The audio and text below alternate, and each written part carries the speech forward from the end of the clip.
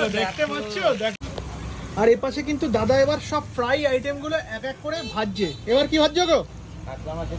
কাতলা মাছের ডিমের চপ। এটার দাম কত? 10 টাকা পিস।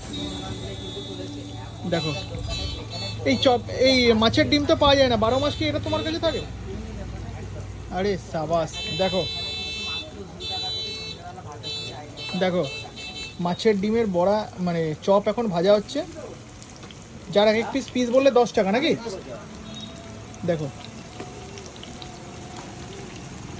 এই দেখো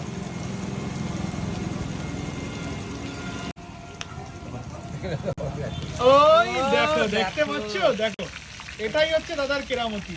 এইটা দেখার জন্যই কিন্তু লোকে ভিড় জমাচ্ছে। আর এখানে কিন্তু 2 টাকার ফুলুরি পাওয়া যাচ্ছে। 2 টাকা,